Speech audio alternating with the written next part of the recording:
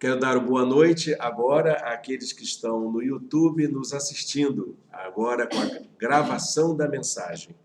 Louvo a Deus por a gente estar aqui, pelos nossos queridos e queridas que nos dão apoio, que nos sustentam em oração. É muito bom a gente estar aqui. Você que tem acompanhado as nossas séries de mensagens, sabe que nós estamos falando sobre os conflitos da vida. Já temos tratado de algumas enfermidades da alma, né? Como a gente tem chamado, essas dores que a sociedade, de um modo geral, vem sofrendo, né? A gente costuma dizer e ouvir que o mundo está doente, a humanidade adoeceu. A gente só não sabe de quê, né? Então, a gente vai anotando alguns desses sintomas que a humanidade vem sofrendo. Eu queria fazer um alerta aqui, porque a gente está falando de doenças. Essas doenças, a Bíblia não é remédio, entendeu? Para determinados sintomas dessas doenças, são doenças, e é preciso procurar médico e tratamento, o profissional de saúde adequado. Tá bom, gente? Só para a gente não ficar pensando, o pastor disse que a Bíblia tem solução. Não. A Bíblia nos ajuda a lidar com isso. E uma das coisas que ela nos ajuda a fazer é que, diante dessas enfermidades, a gente precisa da ajuda de médico. Doença é para ser cuidada por médicos. Qualquer tratamento de doença fora da medicina, hoje é chamado de um nome muito feio. Vocês lembram qual é o nome? Isso aí que você pensou. Charlatanismo. E charlatanismo, de acordo com a legislação brasileira, é crime. Esse negócio de prometer cura sem remédio, sem tratamento médico, isso é charlatanismo. Mas a fé cura. É verdade. Mas o crente, ele tem contra Deus cura. É verdade. Mas eu não posso dizer para você, meu irmão, minha irmã, que essas enfermidades, principalmente as enfermidades da mente, essas questões de saúde mental, que só a fé resolve, só a Bíblia resolve. Manda a Bíblia e está tudo certo. Não. É preciso médico, é preciso terapia, é preciso tratamento, sim. Tá bom, gente? Nós cremos nisso. E a Bíblia, o que é que faz? Por que então a gente tem a Bíblia? A gente tem a Bíblia como nosso guia de fé, de prática, para a gente poder ter uma vida mais saudável, né? Para completar. Porque eu entendo que nós precisamos de todas as formas, todos os recursos, todos os conhecimentos para a gente cuidar da nossa saúde física e mental. Nós precisamos da medicina, precisamos da alimentação, precisamos da atividade física, precisamos dos relacionamentos e precisamos da espiritualidade também. Não pode ficar nada de fora. E os assuntos da espiritualidade, os assuntos das escrituras, eles não anulam a necessidade da gente cuidar da nossa alimentação, da nossa atividade física, da medicina, de tomar o remédio. Não anula. Eu já vi coisas horríveis, né? Inclusive, acompanhei uma determinada época uma pessoa que estava muito enferma e alguém foi lá, sem minha autorização como pastor, e disse que, em nome de Jesus, ela estava curada. Aí parou de tomar remédio. Parou de tomar remédio e morreu. E agora? Quem é o culpado disso? Né? Quem é que vai responder por esse ato? Que, no meu modo de entender, de acordo com a legislação brasileira, é um crime. Né? Então, a gente não vai fazer isso, tá bom? Essa série fala sobre as enfermidades da alma e é bom a gente deixar como alerta. Para a gente enfrentar esses problemas, a Bíblia não é o remédio. A Bíblia é um bom instrumento, com certeza. Eu creio na palavra de Deus. A Bíblia é um bom meio para a gente poder cuidar da nossa vida, mas ela sozinha não basta. Você está dizendo que a Bíblia não é suficiente? É verdade, estou falando isso sim, sem medo de errar. Porque no que diz respeito à saúde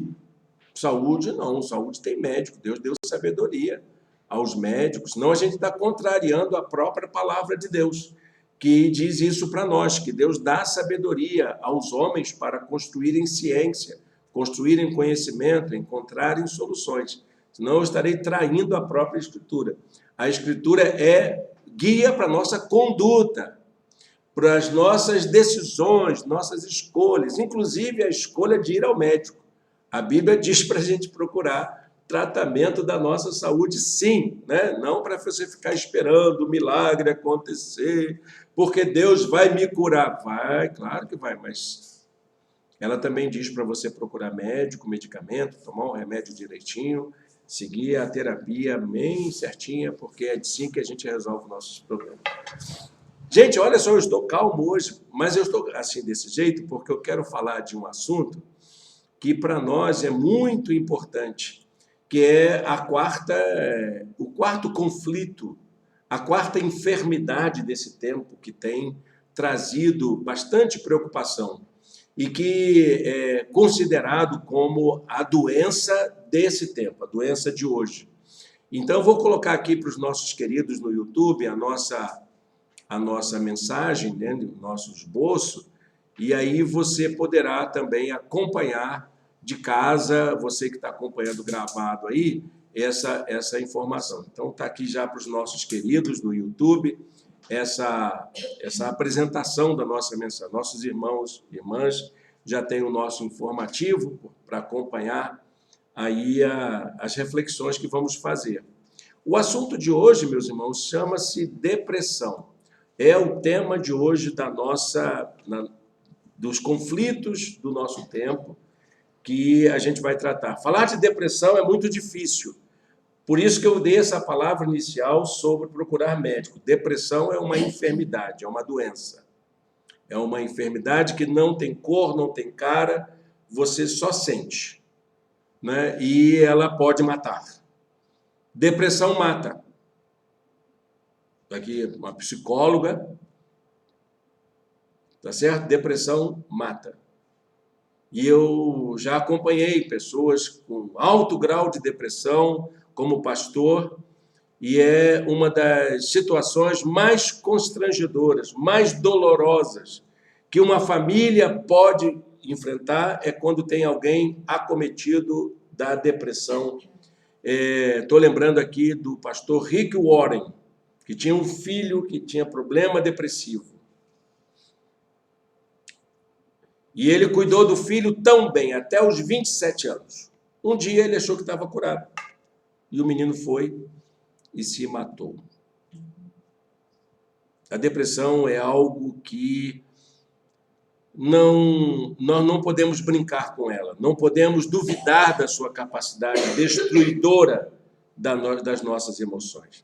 O problema é que a depressão ela sempre foi tratada como uma doença da tristeza. É a doença da tristeza, é a doença do triste.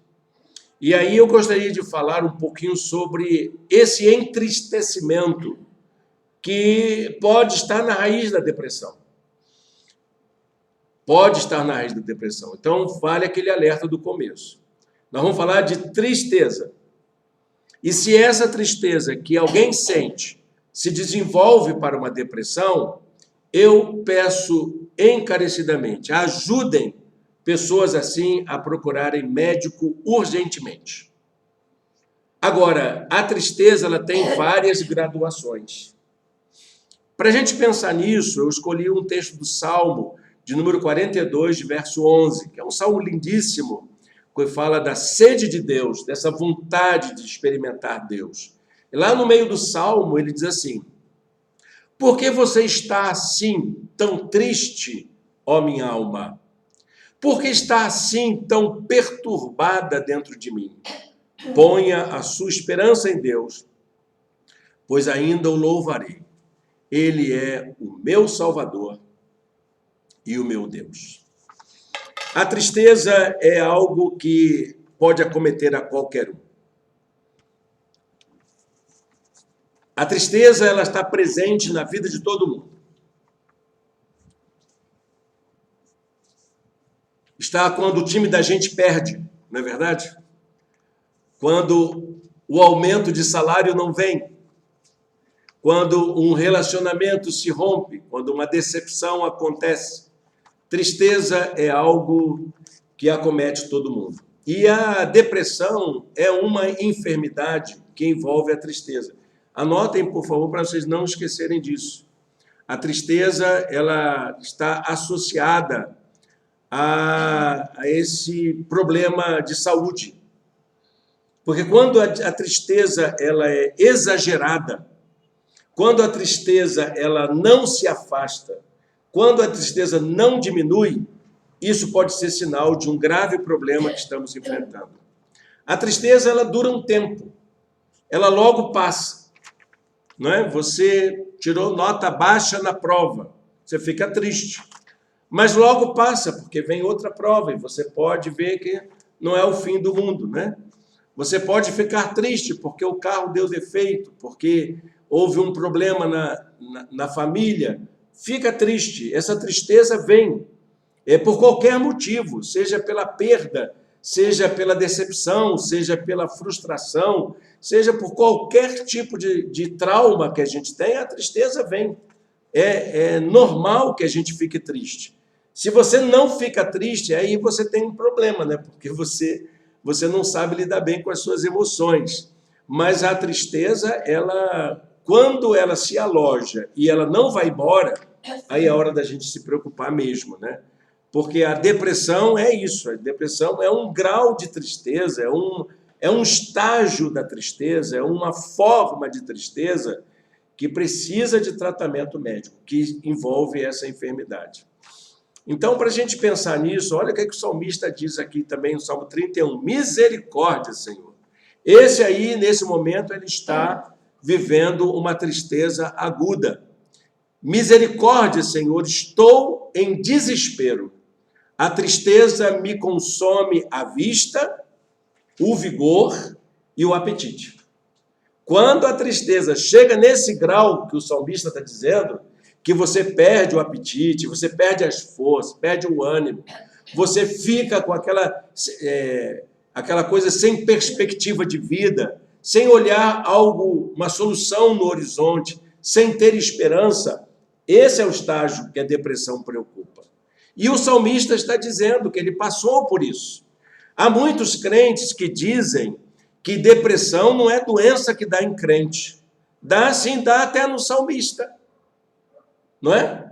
Deu até no salmista. Salmo 31:9 é um relato de alguém que está passando por um processo depressivo agudo, que já está somatizando a tristeza, que já está transformando a tristeza em enfermidades do corpo. Então, é preciso a gente ter esse cuidado. Crente fica depressivo? Fica. Por quê? Porque crente não é poste, como já falamos outra vez. Doença não dá em poste, doença dá em gente, sinal que o crente é gente. Crente é humano, crente tem sangue nas veias, tem neurônio, tem sinapse, tem esse negócio todo que faz com que alguma coisa se desencontra lá e vai ficar enfermo também. E precisa ser tratado dentro dos padrões da medicina. Tem o direito a isso, porque foi para isso que Deus deu sabedoria aos homens. A tristeza, como eu já disse, ela pode acometer qualquer pessoa. Qualquer um pode ficar triste. Só que quando a tristeza atinge níveis que afetam os nossos sentimentos, as nossas emoções, alteram o nosso humor e influenciam nossas relações e o nosso comportamento, é aí que a gente precisa pensar o que está acontecendo com essa tristeza. Nós vivemos num tempo que parece que é proibido ser triste, né? A tristeza é expulsa, somos obrigados a ser felizes. Mas, meus amados irmãos, minhas amadas irmãs, tristeza, ela é algo que faz parte da nossa vida. Todos nós podemos nos entristecer de algum modo. A palavra de Deus diz assim, a tristeza, ela está presente até na nossa relação com Deus. O apóstolo Paulo, na segunda carta aos Coríntios, fala de dois tipos de tristeza. A primeira tristeza é aquela tristeza segundo Deus. que, segundo o apóstolo Paulo, Deus faz com que a gente reflita sobre as nossas escolhas e sinta tristeza por isso. Essa tristeza, segundo Deus, é para fazer com que a gente se arrependa, a gente mude de atitude. Claro, quando eu faço alguma coisa errada e não fico triste por isso, tem alguma coisa errada comigo, né? Eu não consegui me tocar. E o trabalho do Espírito de Deus é fazer com que eu sinta tristeza por essas escolhas ruins que a gente faz, né? Nós fazemos escolhas ruins. E essa tristeza é exatamente para que o Espírito de Deus encontre aquele canal dentro da minha vida para me levar ao arrependimento e à salvação e não ter essa coisa de remorso. Ah, mas eu me culpo, eu me condeno, e vem aquele autoflagelação, aquele martírio de si mesmo. Isso não pode acontecer. Mas essa tristeza que busca o arrependimento, que busca o perdão de Deus, isso é algo que o Espírito de Deus trabalha no coração. Paulo fala sobre esse tipo de tristeza que acontece com a gente. Mas ele diz que há um outro tipo de tristeza, que é esse que nós precisamos prestar atenção quando falamos de depressão. Mas a tristeza, segundo o mundo, produz morte. O que seria uma tristeza segundo o mundo? Eu estou lembrando daquele filósofo que eu já citei, coreano, né? Byung-Chul Han, que ele fala de que o nosso tempo é marcado por uma sociedade da produtividade, quando nós somos exigidos a atender uma performance, um perfil, um desempenho que possa dar conta das muitas demandas da felicidade, da vida bem-sucedida. E nós nos deparamos com o fato de que nós não damos conta disso. E é esse tipo de enfermidade do mundo que me adoece e pode causar morte. É o que o apóstolo Paulo está dizendo. Tristeza segundo o mundo. Essa dor que a sociedade me impõe, que eu não consigo dar conta dela. E isso pode me levar a um grau depressivo tal e me levar a buscar o fim da vida. Como isso preocupa? Como isso preocupa? A psicologia, a psiquiatria, né, de um modo geral, tem estudado o problema da tristeza. E ela, então, utiliza, essas áreas científicas, utilizam 3 termos para poder falar desses sentimentos de ausência, esses sentimentos provocados pela perda, esses sentimentos que nos afetam mesmo, que mudam o nosso humor de alguma forma. O primeiro termo é o termo tristeza. A palavra tristeza é muito utilizada hoje em dia. Estou triste, ok, é uma reação natural. Passamos por adversidades, temos por lutas passados, dizia o poeta Manuel Avelino de Souza. Umas temíveis cruéis. Todo mundo passa por isso, todo mundo tem motivo de tristeza. Se você não tem, é porque você torce pelo Flamengo nos últimos dias, mas já teve. Porque se você torce pelo Botafogo, torce pelo Vasco, torce pelo Fluminense, tem muitos motivos de tristeza. Não tem, não? Ultimamente a gente está rindo à toa, mas até quarta-feira a gente vê como é que fica. Então, tristeza é uma reação natural, é da gente. Podemos ficar tristes. O segundo termo é o termo melancolia. Melancolia é uma palavra muito usada por Freud, inclusive, para descrever os quadros depressivos da vida, um tipo de tristeza, um tipo de que fica entre a tristeza e essa depressão como doença, né? A melancolia é um transtorno do humor. A palavra melancolia já foi usada, inclusive pelo pai da medicina, que era Hipócrates, né? Hipócrates, ele chamava de melancólico toda aquela pessoa introspectiva, tímido, né? Mas a melancolia, ela foi vista depois como um transtorno do humor, que é aquela tristeza profunda que não se afasta. A tristeza acaba, mas a melancolia, ela não acaba. É uma apatia generalizada, uma ausência do ânimo. Às vezes muitas pessoas estão num quadro depressivo, mas na verdade estão enfrentando melancolia. A melancolia não tem remédio para ela. A melancolia tem terapia.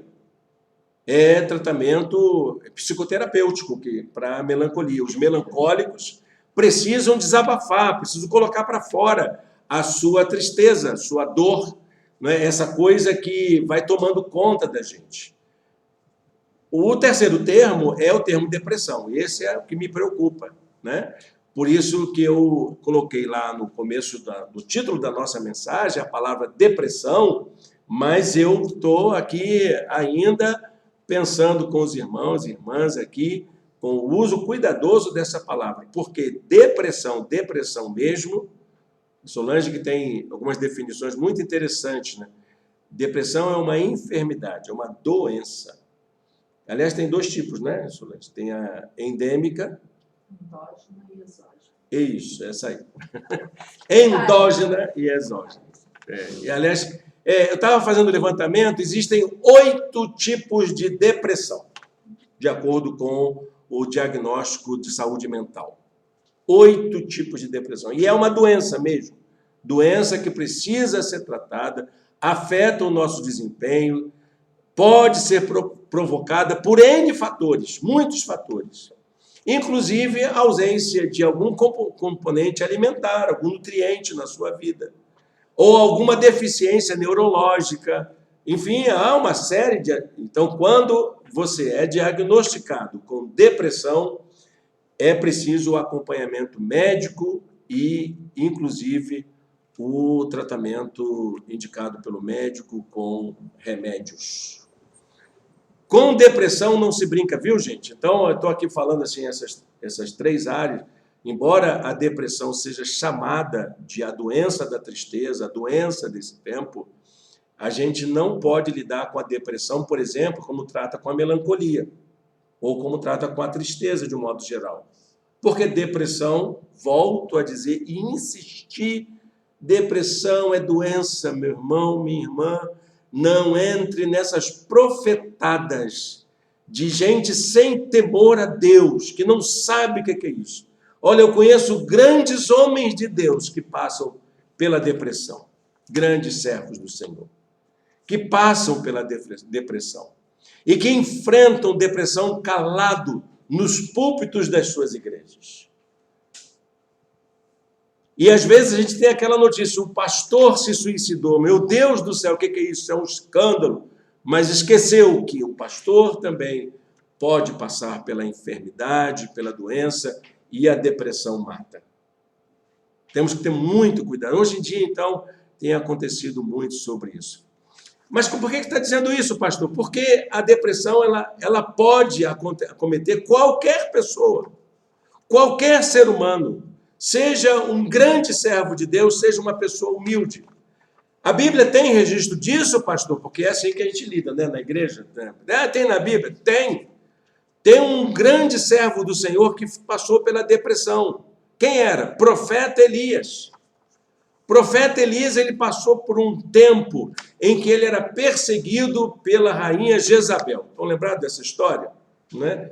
E aí ele era um grande, eloquente pregador, ele enfrentou os profetas de Baal, ele demonstrou o poder de Deus, só que quando a rainha Jezabel ameaçou a vida dele, ele entrou num processo de medo, e foi um processo depressivo acentuado. E ele demonstrou isso, porque ele agiu como um deprimido age, ou um depressivo age. Como é que ele agiu? Eu anotei em 1 Reis, capítulo 19, versos 3 e 4, que narra esse ato depressivo de Elias, que muitas vezes pode ser o nosso ato quando estamos diante de uma grande ameaça, quando o depressivo se encontra num beco sem saída. Elias teve medo e fugiu para salvar a vida. Em Berseba de Judá, ele deixou o seu servo e entrou no deserto, caminhando um dia. Ele estava desesperado.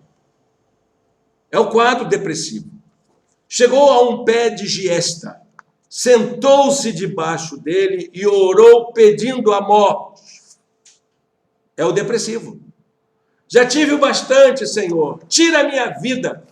Não sou melhor do que os meus antepassados.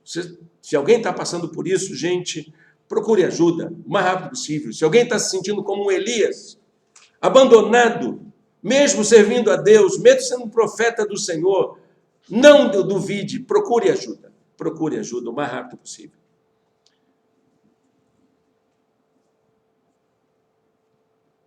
Estou lembrando aqui de uma definição de um amigo psiquiatra, que ele um dia, a gente estava falando sobre isso numa reunião do nosso pequeno grupo, e ele disse, olha, eu vou dizer o que é depressão. Depressão é uma pessoa que entra num calabouço no mais fundo, tranca a porta e joga a chave do lado de fora. Isso é depressão. Depressão é a pessoa ir lá no fundo do poço, naquele calabouço, aquela masmorra mais gelada, mais escura, que ele possa estar. Vai por vontade própria, vai porque ele quer. E lá ele tranca a porta e joga a chave fora. Esse é o depressivo. E é o que o Elias estava passando aqui. A gente pensa que a gente é de ferro, né? Que essas coisas não passam conosco. Jesus, ele foi anunciado como uma pessoa que passou por tristezas profundas que podiam ser comparadas a quadros depressivos. Jesus, pastor, Jesus, se ele não teve suscetibilidade a uma depressão, então ele não era humano. Porque se ele era humano, ele também estava suscetível à depressão, a essa tristeza profunda. O profeta Isaías anuncia isso. Ele diz isso. Não estou usando, olha gente, eu não estou usando a minha licença de uma heresia por semana. Eu estou falando que o profeta Isaías diz sobre Jesus. Diz que ele foi desprezado e rejeitado pelos homens. Um homem de tristeza e familiarizado com o sofrimento. Jesus experimentou esse quadro na sua própria vida. Ele sentiu na pele o que é a dor da tristeza profunda, de ser rejeitado, de ser desprezado. Essa angústia de viver um quadro de hostilidade à sua própria pessoa. De sentir que não tem espaço para ele no mundo, na vida das pessoas. E você, meu querido irmão, minha querida irmã, não é melhor que Jesus.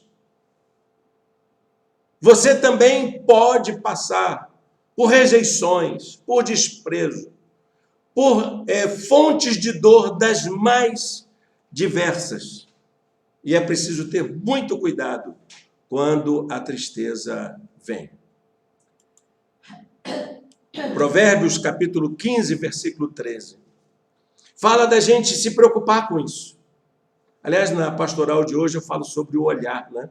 O salmista diz que o olho dele está cansado de tanta tristeza. O que é um olho cansado de tanta tristeza? É o olho que já chorou muito, que está olhando para o nada e não vê nenhuma coisa no horizonte. E o autor de Provérbios diz uma coisa muito interessante. Por que a gente tem que cuidar dessa questão da tristeza aguda da nossa vida? Ele diz que o coração alegre embeleza o rosto. Eu sei que eu não sou uma pessoa bonita, mas meu coração precisa estar alegre para quebrar um galho, né? Senão eu fico mal, não é isso, gente?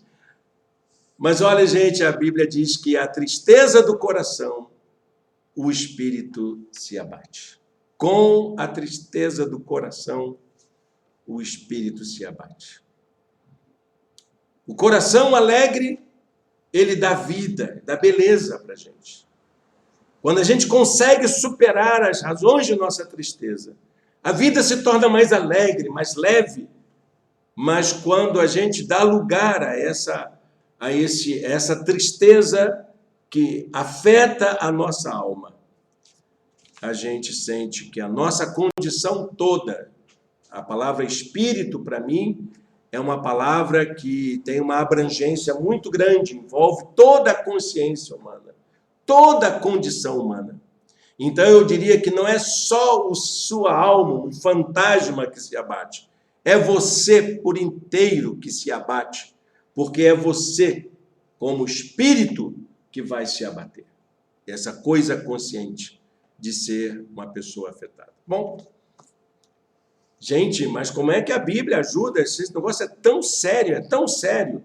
Bom, volto a advertir o fato de que se há alguém passando por um quadro depressivo, procure ajuda médica. E a Bíblia, como é que pode ajudar? Como é que a Bíblia nos ajuda a cuidar da depressão? Eu anotei 3 coisinhas que são importantes para a gente fazer, que a Bíblia nos estimula, a Bíblia nos dá essas orientações. Em primeiro lugar, é quando o desânimo vem, lutar contra o desânimo, não é? Nós precisamos fazer isso. Eu preciso aprender isso. Isso é uma regrinha que eu anotei hoje de manhã, estava... Lição número 1 que eu tenho que aprender a colocar aí. Lutar contra o desânimo. Estou bem desanimado quanto à caminhada, escrever meus textos.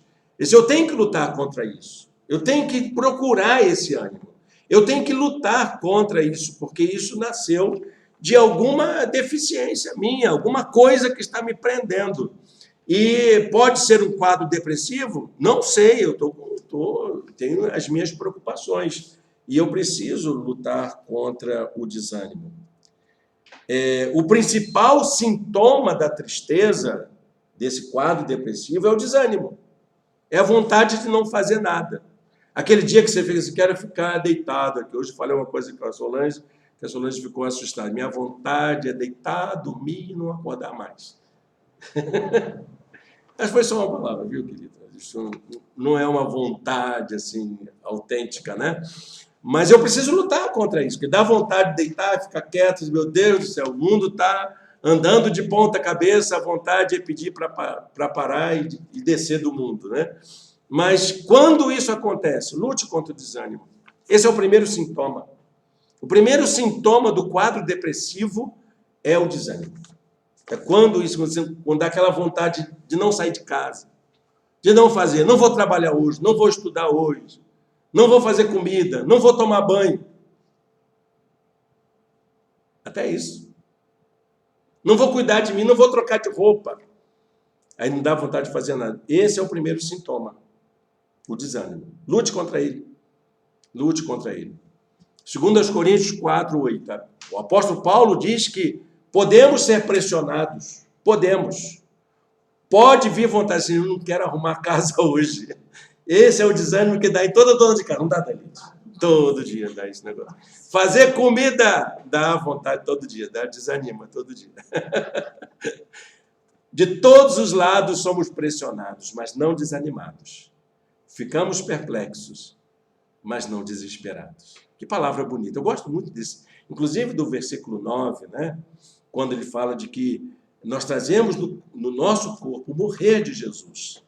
Essa coisa da gente não dar lugar ao desânimo. Não dar lugar ao desânimo. É importante a gente cuidar disso. A segunda coisa importante que a Bíblia nos orienta é confiar nas promessas divinas. Porque o mundo pode falhar, o mundo tem muita coisa. Realmente parece que tem determinadas situações que é fim de linha mesmo, né? Ainda mais quando vem aquele diagnóstico médico que você está em estado terminal. Esse aí, gente, eu acho que não há ninguém que não fique triste. Me lembro da minha cunhada, ela veio a falecer por causa de um câncer, quando o médico disse para ela que ela tinha pouco tempo de vida. E ela disse, não, eu vou cuidar. Ela tinha que amamentar um bebê que ela teve com pouco tempo, logo identificou-se um câncer nessa região das axilas, e o médico disse, você tem que parar de amamentar e cuidar da sua saúde, senão eu vou cuidar da minha filha. Só que o câncer foi implacável, e ela se entregou, coitada. ia falecer, acompanhei a ela nos seus últimos dias e foi muito triste ver tudo aquilo que aconteceu. Mas ela tinha uma convicção de que Deus ia cuidar da vida dela, cuidar da filha, cuidar da família. Ela tinha essa esperança de que as promessas divinas para ela, mesmo que ela viesse a falecer, mesmo que ela viesse a sucumbir, jamais iriam falhar. Acho que é isso que a gente precisa aprender.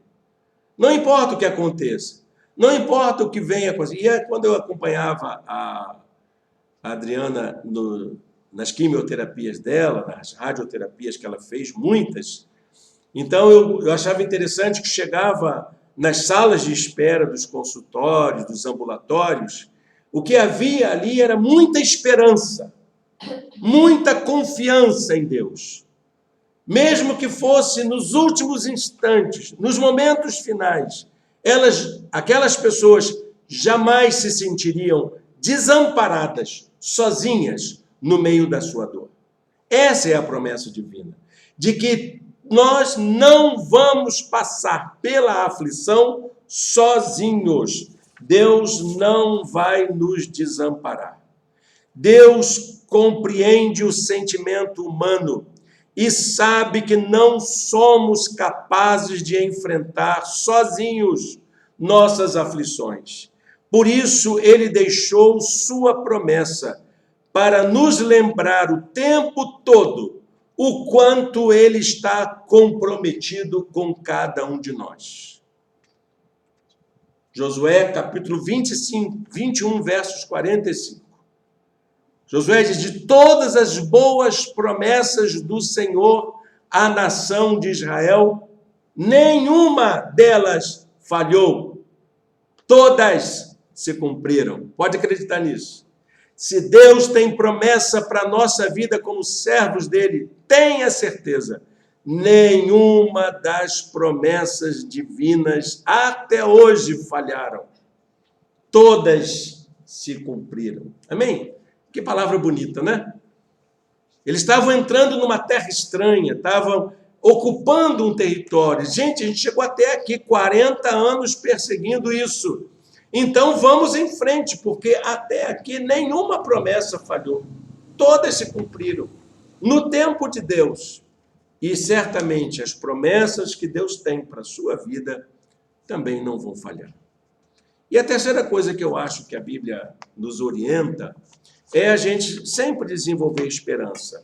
Nunca desanimar, nunca deixar de confiar nas promessas divinas, mas, meus amados irmãos e irmãs, nunca, jamais perder a esperança.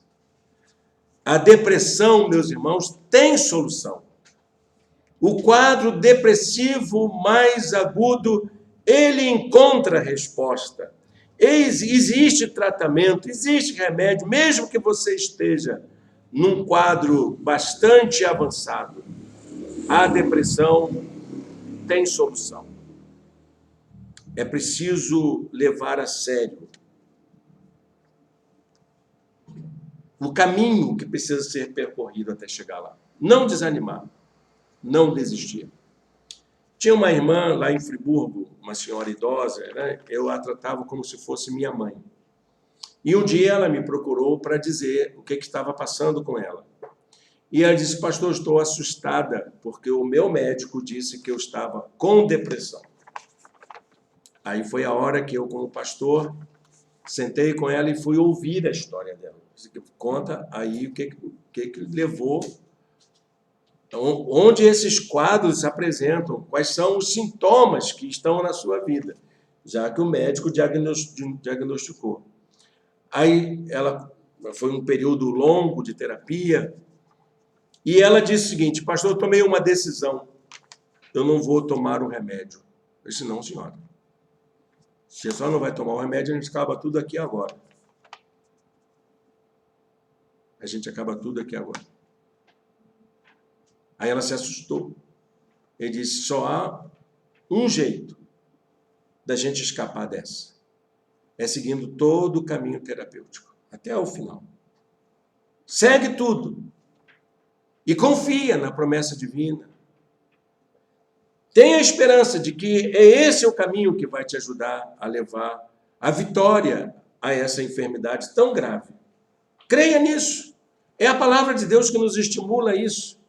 Hebreus capítulo 10, verso 23 diz assim: apeguemo-nos com firmeza à esperança que professamos. Não para você abandonar, não para largar o medicamento, não para largar o tratamento, mas essa esperança de que Deus vai usar médico, Deus vai usar remédio, Deus vai usar a sua família, Deus vai usar a sua igreja, Deus vai usar a sua palavra, Deus vai usar todos os meios para nos livrar de todos os problemas que temos. Creia nisso, não perca essa esperança de que o caminho para a restauração completa da nossa vida, não só diante da enfermidade, mas diante de todas as circunstâncias da vida, não vai ser diferente.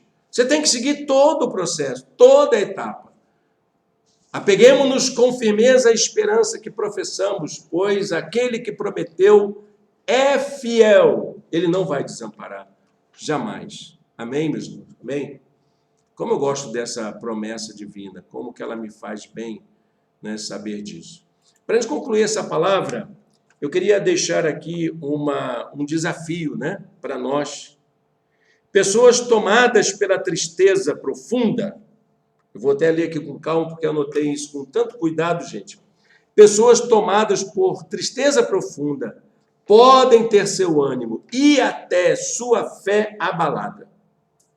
Pode afetar a sua caminhada na igreja, pode afetar a sua confiança em Deus, mas Deus demonstra sempre em sua palavra o quanto nos compreende.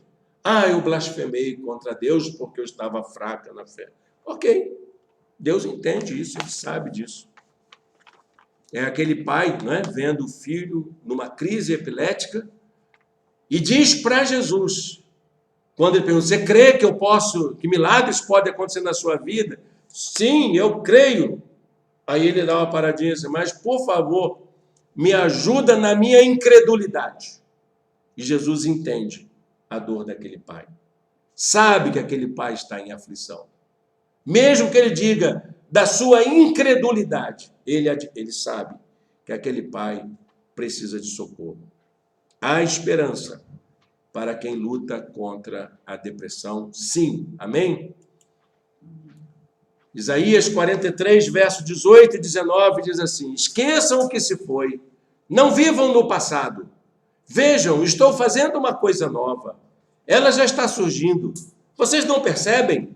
Até no deserto, até na depressão, até na angústia, até na ansiedade, até no medo, que foram as outras afecções que falamos anteriormente. Vou abrir um caminho e riachos no ermo. Amém? Deus abençoe. Vamos orar? Senhor Deus e Pai, obrigado por esta noite, obrigado pela Tua palavra, obrigado por essa fala, ó Deus, de encorajamento que Teu Espírito nos dá e que nos ajude, Senhor, a encontrar respostas para aquilo que nos causa tristeza, Senhor. Nos dá força e coragem para enfrentar os nossos próprios entristecimentos desta vida. E se porventura, Senhor, alguém está passando por quadro depressivo na vida, Senhor, usa de todos os meios para que haja, ó Deus, cuidado com ele, com este querido, esta querida que passa por isso. Nós te oramos em nome de Jesus. Amém. Amém. Amém, meus irmãos. Eu quero agradecer às pessoas que nos acompanham pela internet e fazer um convite para você, né? Hoje pela manhã nós começamos uma nova série de estudos bíblicos. Foi bom, não foi? Sobre seguir Jesus. Serão 5 aulas. É um curso de férias online para quem quer aprender o que é seguir Jesus. Como é que a gente aprende a seguir Jesus? Isso se aprende? Sim, se aprende, como tudo na vida humana, a gente aprende. Ninguém nasce sabendo, né? A gente aprende e pode desenvolver isso para a vida. E também quero convidar a todos e todas para um momento muito especial Depois até do culto da Ileide, a Aline não está aqui, mas a gente falar um pouco sobre isso. No dia 31 de julho nós vamos ter um batismo, né? O batismo do Vixon. Será às 10 horas da manhã, na casa da nossa irmã Cecília, e faremos esse momento especial na história da nossa igreja. Esse é um dos momentos mais bonitos da igreja, quando alguém se batiza, né? É a nossa vida como servos de Jesus. Jesus mandou a gente fazer isso. Ide por todo mundo, batizando pessoas, ensinando e batizando. E a gente vai cumprir um desses ides de Jesus, né? Na vida do Vixon, que cresceu com a gente, que a gente aprendeu a amar. É uma alegria muito grande a gente poder viver esse momento, ok? Então, fica aí os nossos avisos. A nossa igreja se reúne todos os domingos às 18 horas, na Rua Roma 103, e todos são convidados a nos acompanhar nas nossas celebrações. Amém.